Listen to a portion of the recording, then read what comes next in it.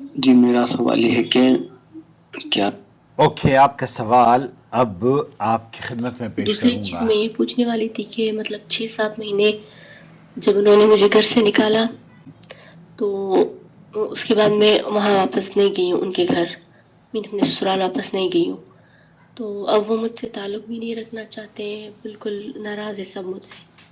تو مجھے یہاں پر جو ہے نا میرے ریلیٹیوز وغیرہ کہتے ہیں کہ آپ کی جو ہے نماز قبول نہیں ہوگی، آپ ناراض ہو یہ وہ۔ میں ان سے کہتی ہوں کہ میں تو ذاتی طور پر میری کوئی ناراضگی نہیں ہے، بالکل اب جب وہ خود ہی مجھ سے تعلق رکھنا نہیں چاہتے تو میں کیسے ان کے گھر جا سکتی ہوں؟ اور میں جانتی ہوں اگر میں ان کے گھر جاؤں گی، تعلق بحال کرنے کی کوشش کروں گی تو وہ مجھے یقیناً ذلیل کر کے واپس بھیجیں گے اور مجھے دھتکار کر اور مطلب تماشا بنا کر مجھے بھیجیں گے، تو اسی وجہ سے میرا فی الحال ان سے کوئی تعلق نہیں ہے۔ تو کیا اس چیز میں واقعی میں مطلب ناراضگی کی وجہ سے میری نماز قبول نہیں ہوگی وغیرہ، ایسا کچھ کانسیپٹ ہے یا نہیں ہے؟ اس کے علاوہ میں اپنے شوہر کو منع نہیں کرتی ان کے پاس جانے سے، وہ اپنے سب بھائیوں سے بھی بات چیت کرتے ہیں، مطلب والدین کے پاس جاتے ہیں، بس میرے ساتھ وہ نہیں تعلق رکھنا چاہتے، میں بھی نہیں رکھنا چاہتی، مطلب 5 سال جتنی ذلت مجھے ملی ہے مزید نہیں برداشت کرنا چاہتی، تو کیا اس چیز میں نحمدہ گنہگار ہوں ونصلی گے؟ علی رسولہ الکریم، اما بعد۔ دو چیزیں آپ نے پوچھی ہیں، ایک تو یہ کہ آیا آپ کے اگر جو تعلقات ہیں آپ ان تعلقات کو قائم نہیں رکھنا چاہتی، اور پھر آیا اس صورت میں جب قطع رحمی ہم کر رہے ہیں تو ہماری نمازیں قبول ہوں گی یا نہیں؟ نمبر ایک۔ نمبر دو، آپ یہ جاننا چاہتی ہیں کہ جو آپ کے ساتھ سلوک ہوا ہے اس سلوک پر آپ نے جو علیحدگی اختیار کی ہے آیا آپ کتنی حق بجانب ہیں؟ دوستو، بھائیوں اور بہنوں، اسلام ایک ایسا دین ہے جو رحمت، عدل اور شمولیت پر مبنی ہے۔ یہ صرف عبادات تک محدود نہیں ہے بلکہ ہر تعلق پر اس اسلام کا اثر پڑتا ہے، اور اس کی خوبصورتی یہ ہے کہ یہ اپنے آپ میں ایک ایسا نظام ہے جو کہ پوری دنیا کو خوبصورت دنیا بنانے کے لیے اگر ہم اور آپ اس کو امپلیمنٹ کرنا شروع کر دیں تو یقین جانیے پوری دنیا بہت خوبصورت ہو جائے گی۔ یہ جہاں دو برتن ہوتے ہیں وہ کھٹکتے ضرور ہیں، جہاں دو لوگ رہتے ہیں وہاں آپس میں اختلافات ضرور ہوتے ہیں، لیکن آیا ان اختلافات یا اس طرح کے حادثات میں جب ہمارے ساتھ کوئی بدتمیزی کرتا ہے تو ہمارا رویہ اس پر کیا ہونا چاہیے؟ اگر کوئی قریبی رشتہ دار آپ کے ساتھ برا سلوک کرتا ہے تو اسلام ہمیں کیا سبق سکھاتا ہے کہ بدلے میں ہم کیا جواب دیں؟ اصولی طور پر تو علامہ سعدی رحمۃ اللہ علیہ فرماتے ہیں کہ انسانی یہ فطرت ہے، وہ یہ چاہتا ہے کہ اگر کوئی اس کے ساتھ برا سلوک کرے تو اس کا جواب بھی برائی ہی سے دیا جائے۔ ایک تھپڑ مارے تو آپ 2 تھپڑ، ایک گالی تو 2 گالی، ایک نے برا بھلا کہا تو اس نے برا بھلا میری ماں کو کہہ دیا، میں تیری ماں کو بھی کہوں گا اور تیری دادی اور نانی کو بھی کہوں گا، اس طرح سے یہ ہے۔ لیکن کیا اللہ تعالیٰ یہ چاہتا ہے؟ اللہ رب العالمین کی رضا کے لیے نیکی، حسن سلوک اور صبر اختیار کرنے والا ہی بڑی کامیابی اور برکت کا فائز ہوا کرتا ہے۔ قرآن کریم میں اللہ تعالیٰ ہمیں کیا فرماتا ہے؟ سورہ فصلت، وَلَا تَسْتَوِي الْحَسَنَةُ وَلَا السَّيِّئَةُ ادْفَعْ بِالَّتِي هِيَ أَحْسَنُ۔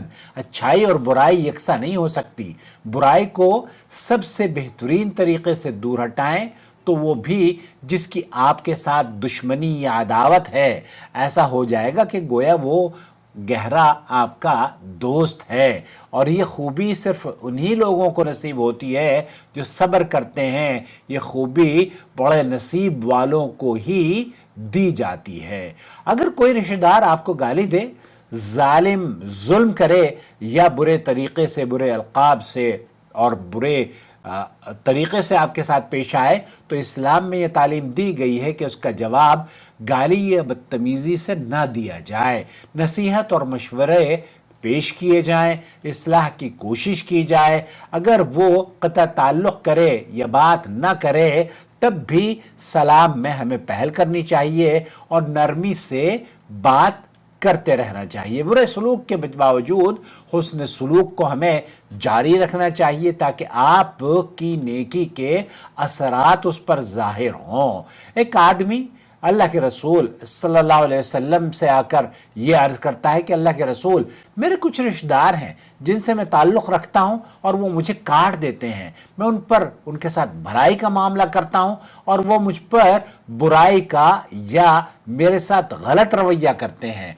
मैं उनके साथ बुर्दबारी से पेश आता हूँ और वो मुझसे जाहिलों जैसा सलूक करते हैं। नबी करीम सल्लल्लाहु अलैहि वसल्लम ने फरमाया, अगर तुम वैसा ही हो जैसे कि तुमने कहा तो गोया तुम उन्हें जलती हुई राख खिला रहे हो, और जब तुम इसी अंदाज पर कायम रहोगे तो अल्लाह ताला की तरफ से तुम्हारे लिए मददगार अल्लाह रब्बुल आलमीन तुम्हारी मदद फरमाएगा। ये सही मुस्लिम की हदीस है। तो इस हदीस से हमें ये सबक मिलता है कि बुर्दबारी, हिल्म और हुस्न सलूक के साथ सिला रहमी कायम रखनी चाहिए। अल्लाह रब्बुल आलमीन की मदद उसी के ज़ामिया उसी को मिलती है जो कि सिला रहमी की जद्दोजहद में रहता है, सब्र और तहम्मुल से काम लेता है।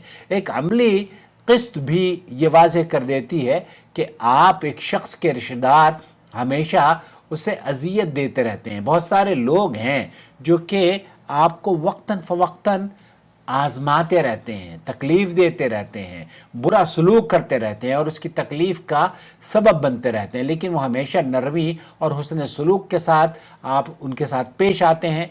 तो ऐसी सूरत में जो आदमी नेकी और भलाई करता है, यही दरअसल सिला रहमी है।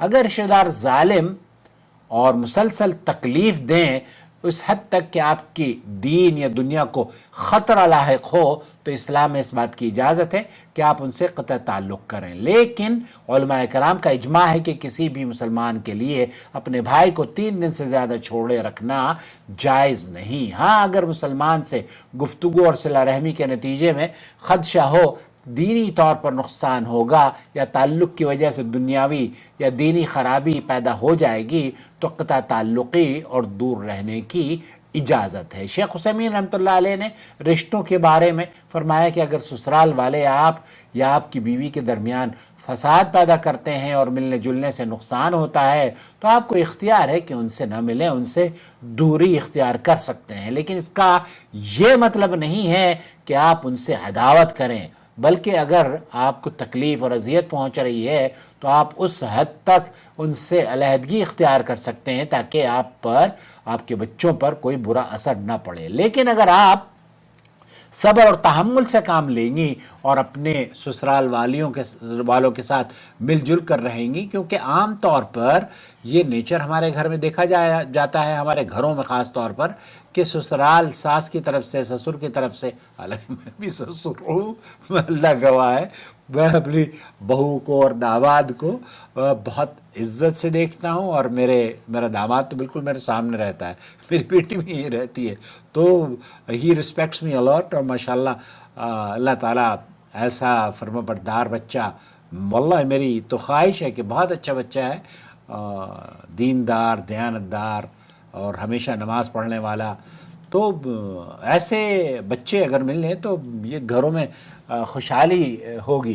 तो बहरहाल, तो मेरा खुलासा कलाम ये हुआ कि क़त्अ ताल्लुक़ सिर्फ ज़रूरत और हिफाजत की सूरत में तो जायज़ है, और ये अल्लाह की रज़ा के दायरे में होनी चाहिए। ऐसा नहीं है कि आपकी अना और आपके ख़ानदान, क्योंकि वो मुझे अजियत पहुँचा रहे हैं, मुझे जलील कर रहे हैं। आपको पता है, आपको अगर कोई तकलीफ़ पहुंचाता है ना, तो उस तकलीफ़ की वजह से अल्लाह ताला आपके दर्जात की बुलंदी अता फरमाता है, आपके गुनाहों का कफ़ारा हो जाता है, आपकी नेकियों में इजाफ़ा होता है। तो ये सारे मौक़े आप क्यों ज़ाया कर रही हैं?